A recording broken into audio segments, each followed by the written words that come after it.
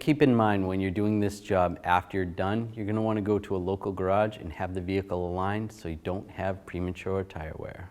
Take this center cap off. We'll just use a straight blade screwdriver. Just get behind here, slide it off.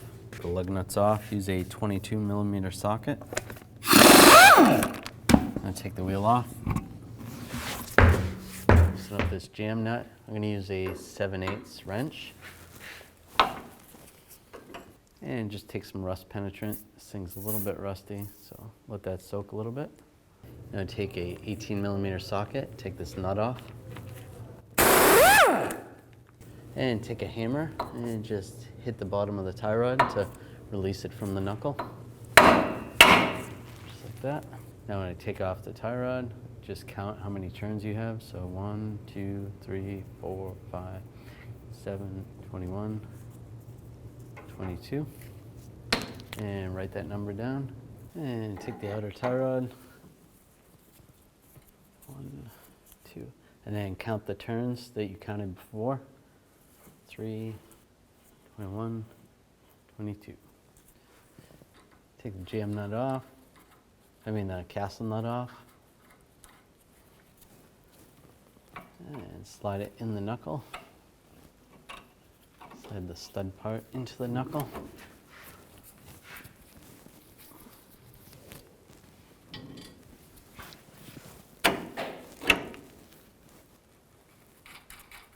Put the nut on.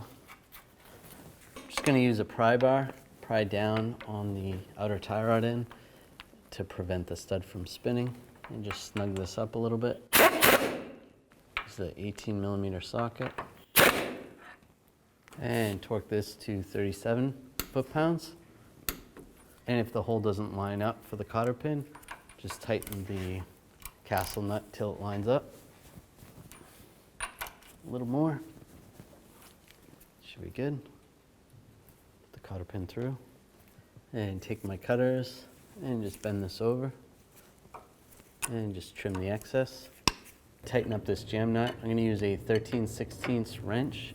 And if you have the ability to torque it to 36 foot-pounds. Put the wheel back on. And the lug nuts. And now I'm going to torque these lug nuts in a star pattern or cross pattern to 140 foot-pounds to tighten the wheel down evenly. And just go around again, double check.